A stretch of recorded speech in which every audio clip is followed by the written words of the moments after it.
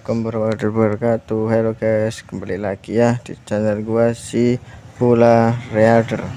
Oke guys, di video kali ini sebelum kita membahas hal lainnya, jangan lupa like, komen, dan subscribe ya guys ya. Dan jangan lupa untuk komen like novel yang ingin kalian bahas, dan langsung aja kita menuju ke videonya aja guys ya. Let's go. Oke guys, kali ini gue akan melanjutkan serial yang light novel yang berjudul Seiket Gakuen no Maken Sukai volume 4 part 3 ya guys ya. Dan langsung saja kita menuju pembahasannya aja guys ya. Let's go. Asmara Vanir dekat dengan pusat akademi, karena itu cukup jauh dari tempat tinggal peleton ke-18, jadi tidak ada banyak persaingan.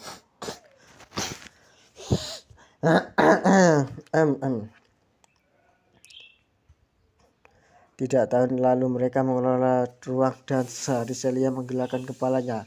Mereka hanya akan memilih untuk membuat kafe untuk merebus bisnis kami. Mereka pasti masih marah karena kalah saat pertandingan latihan. Aku bisa membayangkan Lady Fenris melakukan itu. Sebenarnya Regina mengakuinya sambil mengupas cangkang telur rebus. Sejujurnya, saya tidak bisa melihat mereka mengalahkan mereka jika mereka gagal melakukan apapun yang kami lakukan tahun lalu, kata Riselia. Ya, dibandingkan dengan Asmara Vanir, asmara kita terlihat sangat buruk. Regina setuju, dan untuk beberapa alasan. Ada banyak burung gagak menyeramkan yang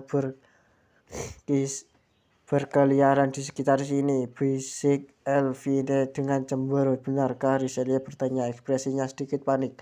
Burung gagak berkerumun di sekitar asmara mereka tidak diragukan lagi, telah ditarik ke sana oleh ratu vampirnya. Biasanya akan menarik kelelawar serigala, tetapi satu-satunya pelayan malam yang tinggal di kota ini adalah burung gagak.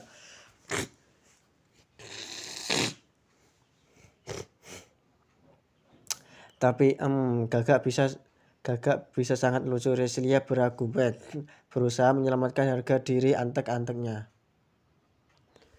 Regina bagaimanapun tidak memilikinya. Cacing mereka keras dan mereka terus memancing melalui sampah kita. Ya, tidak bisa memikirkan jawaban. Riselia sedikit tenggelam. Ngomong-ngomong, aku pernah melihat rumput aneh tumbuh di halaman belakang kita, kenang Elvina dengan ekspresi bingung. Sekarang gila Leonis yang terlihat bingung. Dalam upaya untuk menghibur Leonis, Seri telah memutuskan untuk menanam beberapa tanaman dunia bawah di taman belakang. Benih yang dia tanam mulai bertunas dan mulai merayap di dinding luar asmara. Jika dibiarkan tumbuh hingga dewasa, mereka akan menjadi tanaman karnivora pemakan manusia yang agak luar biasa. Dengan penampilan seperti ini, setiap pelanggan akan terlalu takut untuk masuk, kata Regina dengan suara rendah saat itu. Maaf, terlambat semuanya. Pintu terbuka. Melihat seorang gadis berambut biru pendek, Sakuya Seiglinde, seorang pendekar pedang yang mahir dan menyerang Aceh Peleton 18. Meskipun usianya masih muda, 14 tahun. Di mana kamu, Sakuya? Tanya Risel. Oh, aku bertemu Fluty Mary the Black selama pelatihan pagiku, gadis itu menjelaskan, membentangkan pakaian tradisional Sakuya orcis di kursi. Oh, anjing hantu yang muncul di sekitar asmara, tanya Regina. Dia bukan hantu, pendekar pedang suci dari komite eksklusif mengejarnya, jadi aku menyuruhnya berlindung di hutan. Setelah diperiksa lebih dekat, seragam Sakuya memiliki banyak daun yang menempel padanya. Apa yang kau lakukan, Black Cast? Leonis hanya bisa sedikit gelisah karena dia tahu betul siapa anjing itu sebenarnya. Jika itu tersesat, bukankah seharusnya kamu membiarkan mereka menyingkirkannya? Regina menyarankan, memberi isyarat seolah-olah dia sedang menyokang senapan berburu imajiner. Siswa akademi dapat membela diri, tetapi warga sipil akan berjalan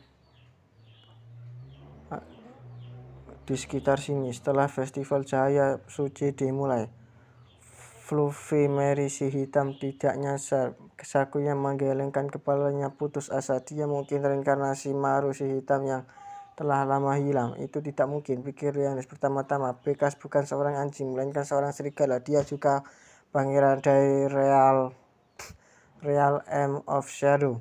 Kita mungkin bisa menyimpannya di sini, di Asmara, jika kita berjanji untuk mengurusnya. Sakuya, kata Riselia mengacungkan jari telunjuknya. Sangat dihargai, Nona Celia, jawab Sakuya. Namun setiap kali aku mencoba menangkap Fluffy si hitam, dia sepertinya menghilang. Oh, ngomong itu mengapa mereka memanggilnya anjing hantu? Regina menimpali. Oh, ngomong-ngomong, aku melihat gadis hantu tempo hari, kenang Riselia. Tiba-tiba teringat. Riselia sedikit bersemangat. Saat itu aku juga melihatnya. Benar-benar imut kan gadis hantu? Elvina bertanya sambil dengan ragu. Ya, ada desas-desus tentang dia baru-baru ini. Orang-orang bilang kamu bisa melihat seorang gadis misterius berseragam pelayan di berkeliling Asmara ini. Apa yang kamu lakukan, Seri? Saat dia mendengarkan percakapan gadis-gadis itu, Leonis membuat catatan untuk menegur antek-anteknya saat dia mencoba menelan sepotong roti. Rumah besar yang menyeramkan hantu. Oh, aku mengerti. Wajah Riselia berseri-seri, seolah dia akhirnya menyadari sesuatu. Ada apa, Nona Celia? Regina bertanya padanya. Bagaimana dengan tema rumah hantu? Kita bisa membuatnya menjadi kafe yang menyeramkan. Riselia berdiri saat dia membuat penyataannya. Semua orang yang hadir memandangnya dengan tatapan bingung. Erangan kesakitan seorang gadis memenuhi gang belakang yang kosong di tepi luar taman serangan ketujuh. Berbeda dengan area Central Garden tempat Akademi Excalibur berada, sektor ini adalah rumah bagi banyak pengungsi yang diselamatkan dari luar kota. Bertatih-tatih gadis itu berjongkok dengan kehabisan energi sepenuhnya. Rambutnya yang hijau dipikat dengan kuncir kuda. Paha putih yang mengintip dari belakang celana pendeknya sekarang tertutup jelaga. Saat dia bersandar ke dinding, tundung jubah sederhananya terbuka, memperlihatkan seorang gadis cantik dengan fitur seperti V dan mata biru. Telinga yang mengintip keluar memanjang dan menjadi ujung yang tajam. Ini adalah karakteristik elf. Bagaimana bisa jadi seperti ini? Ini adalah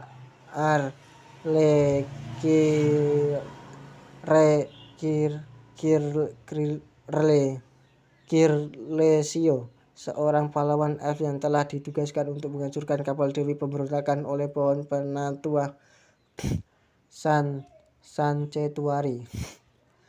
Aku sudah siap untuk ini, tentu saja, tetapi dia tidak pernah membayangkan dunia bisa berubah begitu banyak setelah 1000 tahun. Umat manusia telah menciptakan kota benteng bergerak, dan monster yang mengancam dunia ini bukanlah goblin atau elf, tetapi bentuk kehidupan yang dikenal disebut void. Setelah pertarungan di Den Azul Garden, kelompok Riselia telah mengambil alih Arli dan membawanya ke kota dengan pengungsi. Namun setelah dia melihat celah, dia mengambilnya dan melarikan diri. Meskipun Arli merasa bersalah tentang hal itu,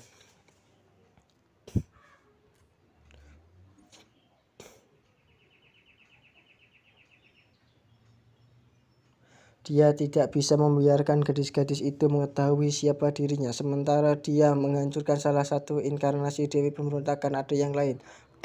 Aku harus menyelesaikan misi saya sebagai pahlawan. Sayangnya dia bahkan tidak bisa menghadiri lagi karena lapar. Seorang yang tidak memberi sepotong roti di kota ini jika dia tidak mendaftar sebagai warga negara, dan pahlawan sekalibernya tidak bisa mendarahkan dirinya menjadi pencuri kecil.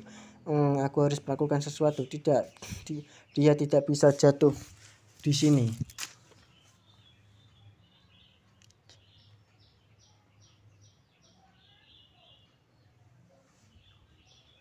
Permisi, apakah kamu baik-baik saja? Suara menakutkan mencapai telinga Arlie. Masih berjongkok, Arlie mendongak untuk melihat seorang gadis berusia 7 atau 8 tahun mengintip di bawah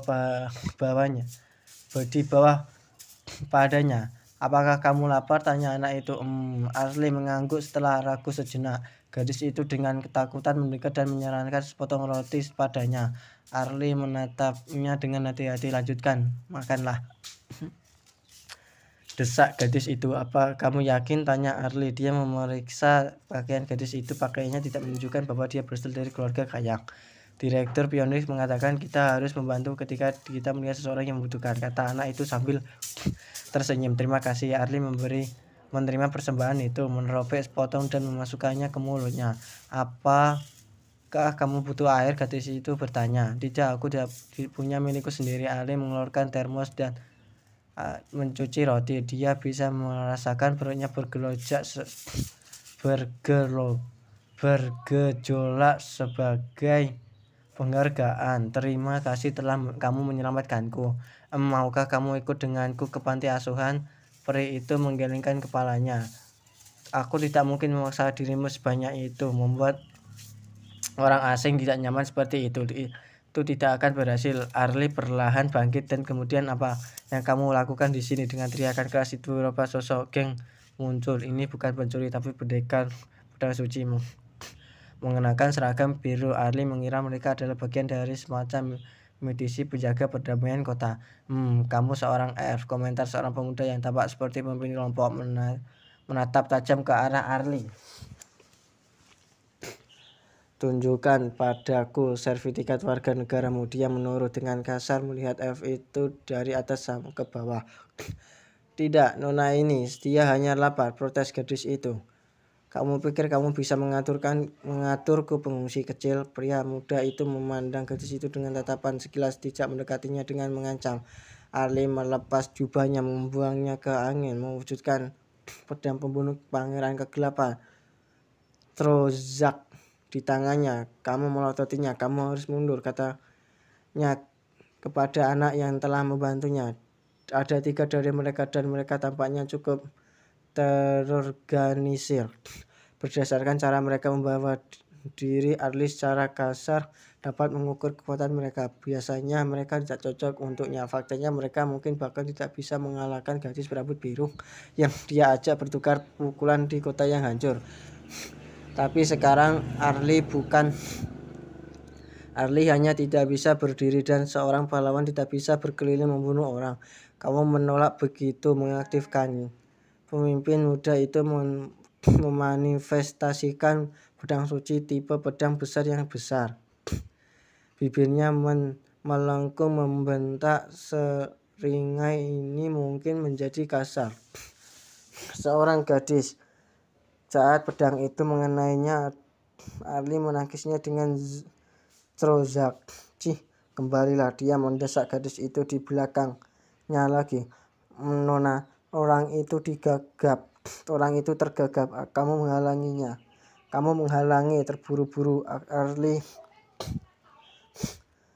Arlie mendengar suara langkah kaki mundur di belakangnya. Bagus. Arlie mencerahkan pedangnya lebih erat dan melompat mundur. Tiba-tiba seseorang dilemparkan ke gang, berguling ke kaki Arlie dengan suara gemuruh rincing. Apakah ini semacam bom? Tidak, ini tabung antara Arlie dan pendekar pedang suci mulai mengeluarkan asap putih tebal. Apakah ini granat asap? Tirai uap dengan cepat memenuhi jalan sempit, membuat pendekar pedang suci yang brutal itu bingung. Arlie mulai batuk saat itu. Menutup lubang perawatan di sebelah kakinya naik sedikit. Di sini ikatlah denganku jika kamu ingin melarikan diri. Seorang gadis dengan wajah bingung dengan wajah tersembunyi di balik kerudung mengintip dari bawah tutup logam dan memberinya isyarat agar Ali mendekat. Oke guys, ini ilustrasinya ya guys ya, bisa kalian lihat. Dan ternyata gede ya guys ya, cukup gede dan mulus anjing pedangnya. Oke, dan lanjut. Kau cepatlah, desak sosok berkerudung itu. Alarm kota berbunyi. Arli menangkap suara beberapa langkah kaki yang berbaris menuju gang, menguatkan tekadnya. Elf itu menyelinap ke dalam lubang. Oke guys, ini dulu untuk pembahasan kali ini. Kita udah mengakhiri chapter pertama, dan untuk chapter selanjutnya kita mulai di video selanjutnya ya guys ya. Bye bye.